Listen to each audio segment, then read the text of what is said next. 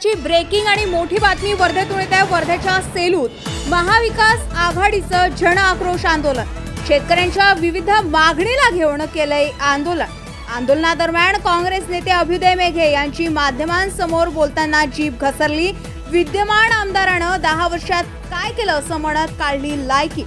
वर्ध्यातील राजकारण चांगलं तापण्याची शक्यता आहे। वर्ध्याच्या सेलू येथे महाविकास आघाडीचा घटक पक्ष असणाऱ्या काँग्रेसने शेतकऱ्यांच्या विविध मागण्याला घेऊन हा जन आक्रोश धरणे आंदोलन करण्यात आले। यावेळी काँग्रेसचे जिल्हा अध्यक्ष मनोज चांदूरकर, उमेदवारीचे दावेदार अभ्युदय मेघे, शैलेश अग्रवाल, अविनाश काकडे उपस्थित होते। यावेळी विद्यमान आमदारांवर बोलताना अभ्युदय मेघे यांनी चांगलाच समाचार घेतलाय। शेतकऱ्यांच्या पांदन रस्त्याचा प्रश्न आहे, रस्त्याचा आणि घाटाचा बांधकामांचा प्रश्न आहे। 10 वर्षात विद्यमान आमदारांना काय केलं हे तर सांगावे।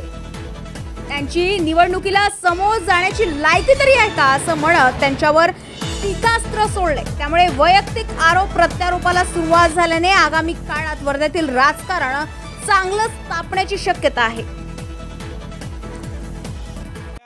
इथले जे सत्तेचे सत्ताधारी पक्षाचे लोकप्रतिनिधी आहेत त्यांनी गेल्या 10 वर्षात आम्हाला सांगावं की विधानसभेमध्ये त्यांना कशासाठी पाठवलं होतं आणि त्यांनी किती प्रश्न शेतकऱ्यांच्या मूळ प्रश्नासाठी, म्हणजे इथला जो पांदनाचा प्रश्न आहे, इथल्या शेतमालाचा प्रश्न आहे, इथल्या केळी उत्पादकांना संरक्षणाचा प्रश्न आहे, इथल्या ज्या काही शेतकऱ्यांच्या यांना अनुदानाचे प्रश्न आहेत, ठिबकला पैसे मिळत नाही, घरकुलाचे प्रश्न आहेत, महागाई वाढलेली आहे, या सगळ्या जे सिंचन वाढलं नाही आहे, हे सगळ्या प्रश्नावर किती प्रश्न यांनी विचारले हे सांगावं आणि मग खरंच आपल्याला पुन्हा एकदा निवडणुकीसाठी तोंड द्यायची आपली लायकी आहे का हे सांगावं, हाच आमचा प्रश्न आहे। आणि हे आपल्याला सगळ्या माहिती आहे की पूर्ण राज्यभर सत्ताधारी पक्षांचं शेतकऱ्यांकडे पूर्ण दुर्लक्ष आहे आणि म्हणून यांना या वेळेला निवडणुकीसाठी उभं राहण्याचा सुद्धा अधिकार नाही असं आमचं स्पष्ट मत।